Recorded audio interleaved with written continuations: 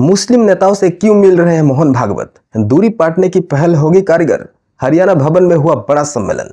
इस मौके पर मौलाना आजाद राष्ट्रीय उर्दू विश्वविद्यालय हैदराबाद के पूर्व कुलाधिपति और भारत रत्न मौलाना आजाद के पोते फिरोज वक्त अहमद ने कहा कि दोनों पक्षों के बीच बेहतर तालमेल के लिए कुछ गलतफहमियों को दूर करने की जरूरत है। यूं तो राष्ट्रीय स्वयंसेवक संघ खुद को राजनीति से दूर रखने की बात करता है, लेकिन माना जाता है कि देश की मौजूदा राजनीति में सत्ता के पहियों को कहीं न कहीं गति तो नागपुर स्थित संघ मुख्यालय से ही मिलती है। वहीं मुस्लिमों के प्रति संघ के दृष्टिकोण पर भी समय समय पर सवाल उठते रहे हैं।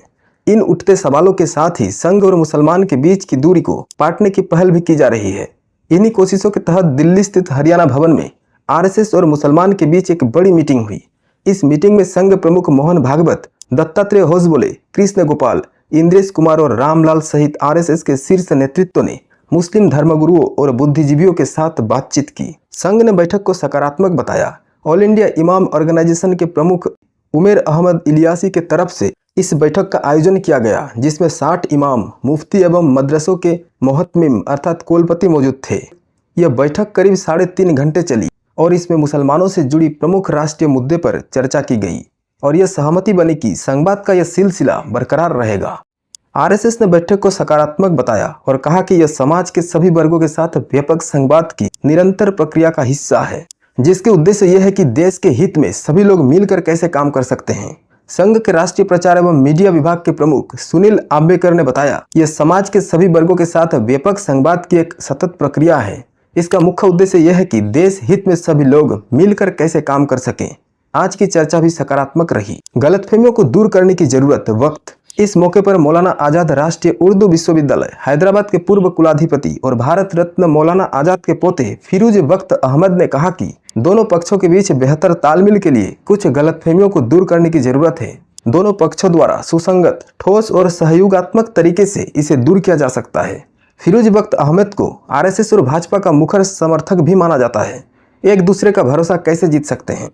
आरएसएस और मुसलमान एक दूसरे का भरोसा कैसे जीत सकते हैं? इसके लिए दोनों पक्षों की ओर से सुसंगत कदम उठाए जाने की जरूरत है। वक्त ने कहा कि दोनों पक्षों में विश्वास की कमी का ताजा उदाहरण वर्तमान वक्फ संशोधन विधेयक है। अच्छी बात यह है कि यह विधेयक पिछली व्यवस्था की विसंगतियों को दूर करने का इरादा रखता है।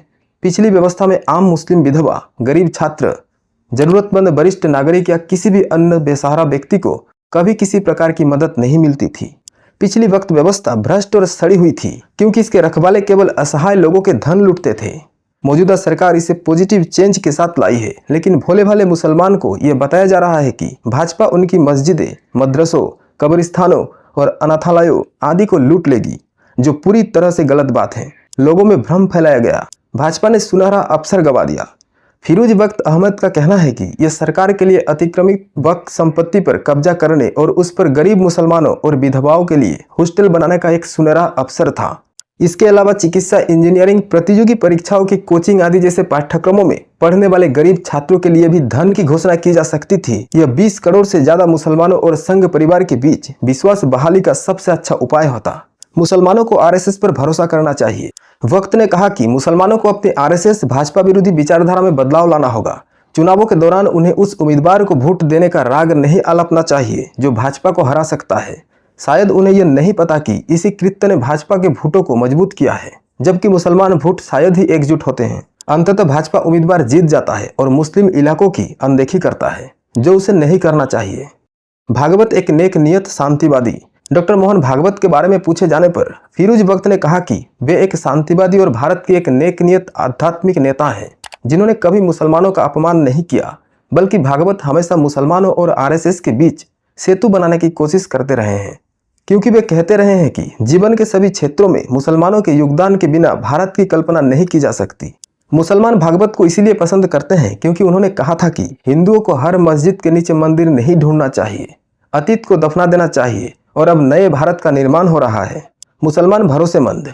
अंत में फिरोज वक्त ने कहा कि भाजपा और मुसलमान दोनों ही यहाँ मजबूत रहेंगे। प्रधानमंत्री नरेंद्र मोदी के नेतृत्व में भारत विश्व गुरु के रूप में दुनिया का नेतृत्व कर रहा है। मुसलमानों को शासन से जीवनदान की जरूरत है और आरएसएस को भी उनकी सद्भावना की जरूरत है।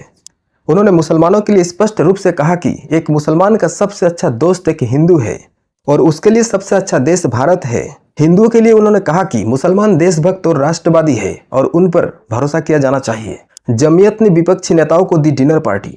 आपको बता दें कि आरएसएस के मुस्लिम नेताओं के साथ यह बैठक ऐसे समय हुई जब बुधवार को जमीयत उलमा ए हिंद के अध्यक्ष मौलाना महमूद असद मदनी के निमंत्रण पर दिल्ली के सारंगी लो होटल में एक रात्रि भोज का आयोजन किया गया। मौलाना महमूद मदनी के डिनर कार्यक्रम में समाजवादी पार्टी, कांग्रेस समेत कई पार्टियों के सांसद मौजूद थे। समाजवादी पार्टी के सांसद मुहिबुल्लाह नदवी, जियाउर रहमान बर्फ, हरेंद्र मलिक, कांग्रेस के इमरान मसूद, मोहम्मद जावेद समेत कई और सांसद इस कार्यक्रम में पहुंचे थे। जानकारी के मुताबिक जमीयत उलमा ए हिंद के डिनर कार्यक्रम के दौरान मुल्क के मौजूदा हालात, अल्पसंख्यक समाज खासकर मुसलमान के सामने पेश आने वाली चुनौतियां और वक्त कानून को लेकर सुप्रीम कोर्ट के आने वाले फैसले जैसे कई मुद्दों पर भी चर्चा हुई है।